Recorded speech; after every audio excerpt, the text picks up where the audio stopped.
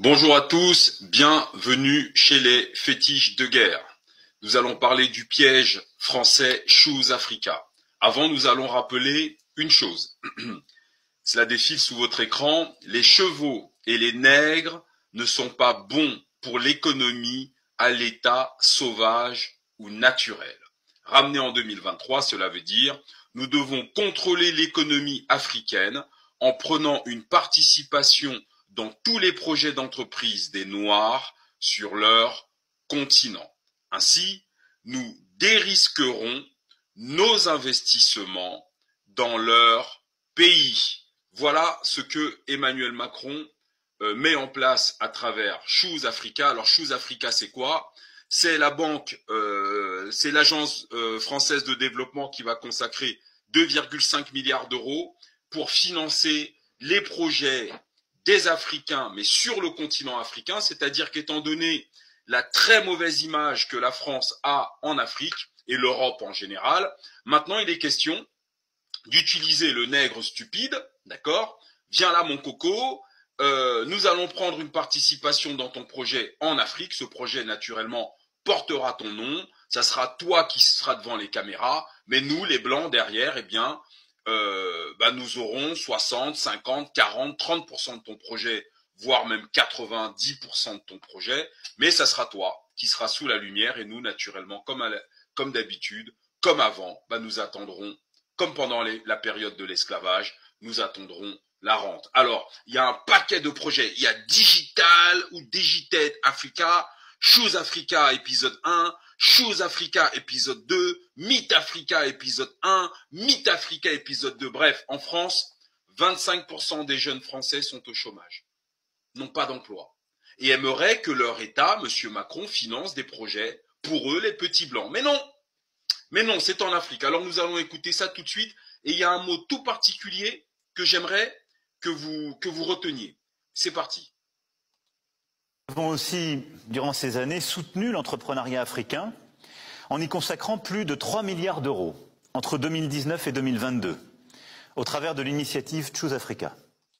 Alors, je rappelle qu'il y a des gilets jaunes en France qui n'ont pas de quoi bouffer, les mecs, qui sont dans une situation de pauvreté et de précarité terrible, des gens en France, des blanches qui se prostituent pour payer leur loyer, payer leur école, mais lui, il a décidé de mettre 3 milliards d'euros en Afrique. Ok, je continue. Nous allons amplifier cet effort en ciblant davantage les entrepreneurs français et africains qui sont confrontés aux risques et qui n'arrivent pas à accéder au crédit ou au capital de quelques centaines de milliers d'euros qui débloqueraient leur situation. C'est précisément l'objectif de Meet Africa 2. Je sais que plusieurs qui ont été sélectionnés sont ici présents. Alors, naturellement, comme disait Kate Brousseau, comment éduquer le nègre pour qu'il aide au progrès du blanc. Voilà, vous trouverez cette citation dans l'introduction du livre Éducation des nègres aux États-Unis de Kate Brousseau que vous pouvez télécharger gratuitement. C'est exactement ce qui se passe ici. Il y a quelques nègres que, manifestement, sa répugnance de la République française a déjà sélectionné. D'accord, on continue.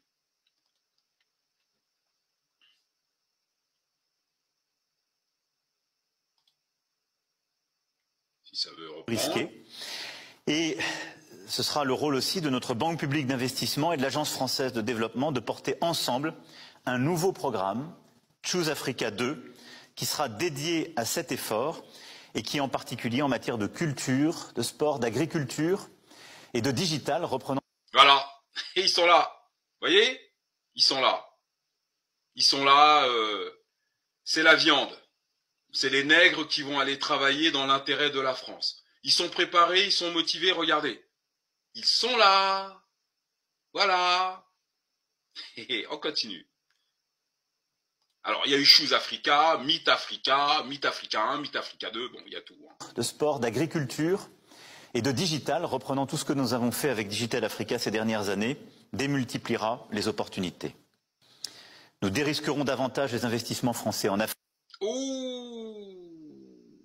Vous avez entendu le mot? Vous avez entendu le mot là? Bon, je remets. Afrique. Nous dérisquerons davantage les investissements. Nous dérisquerons davantage. Vous savez, ça veut dire quoi, dérisquer? Dérisquer, c'est que nous prendrons moins de risques en nous dissimulant derrière des nègres stupides, en finançant, en nous servant d'eux comme marionnettes, parce que c'est nous qui apporterons l'essentiel de l'énergie dont ils ont besoin pour porter leurs projets en Afrique. Et les Noirs du continent ne comprendront pas que le frère qui est venu lancer un projet, qui crée des emplois et tout, en réalité, lui, il n'est qu'un homme de paille, une marionnette. C'est pour ça qu'on parle ici de dérisquer. Parce que naturellement, comment on appelle ça? Les États africains ne vont pas nationaliser des entreprises qui appartiennent à des Noirs. Donc, on va se planquer derrière des nègres stupides. Réécoutez ce mot-là, dérisquer. Écoutez bien, je remets un peu en arrière, hein, pour que tout le monde comprenne bien. Français en Afrique. Nous dérisquerons davantage les investissements français en Afrique. Nous dérisquerons davantage les investissements français en Afrique. Nous dérisquerons davantage les investissements français en Afrique avec ces mécanismes et nous accélérerons la croissance des petites entreprises africaines qui sont à la frontière entre l'économie formelle et informelle. Et sur le modèle de ce que le Sénégal a réussi... Alors, il n'y a rien au Sénégal qui appartient aux Sénégalais, hein. D'accord ? Le Sénégal n'a rien réussi du tout. Le Sénégal a réussi dans l'intérêt des Blancs. C'est-à-dire qu'aujourd'hui, au Sénégal, les Sénégalais sont en difficulté. Oui, il y a des routes, d'accord, mais c'est pour eux. C'est pas pour les Sénégalais. Et donc, quand ils parlent de réussite sénégalais, c'est leur réussite à eux au Sénégal. Hein, je suis obligé de tout vous remettre à l'endroit parce que vous comprenez rien. Et comme nous avons commencé à le faire dans plusieurs pays africains, cette initiative sera également un levier pour appuyer une véritable politique d'innovation avec tous les pays volontaires. Enfin, nous avons ces dernières années posé les bases d'un axe euro-africain qui s'est incarné lors du sommet de Bruxelles en février 2022 sous présidence française. Bien. En fait, vous avez bien compris que cet homme a été réélu sur un programme contre l'immigration. C'est son programme. C'est avec ça qu'il est président de la République française pour la deuxième fois. Eh bien, il est temps que l'Afrique lutte contre l'immigration occidentale, qu'elle soit humaine ou entrepreneuriale. Ça veut dire que toutes les entreprises africaines, c'est le rôle des Africains de contrôler le tour de table. C'est-à-dire que si Doucouré a créé une entreprise, eh ben, il va falloir vérifier qui a financé Doucouré. Si l'argent vient de l'Europe ou des États-Unis, Doucouré est à bannir, est à boycotter. L'économie africaine doit appartenir à 100% aux Africains. Ce genre de traîtres qui veulent dérisquer, hein, c'est-à-dire on dresse un nègre, d'accord, de la même manière qu'on dressait les chevaux avant, d'accord, et on envoie celui-là comme homme de paille alors qu'on est caché derrière. Et tous les bénéfices seront engrangés par eux.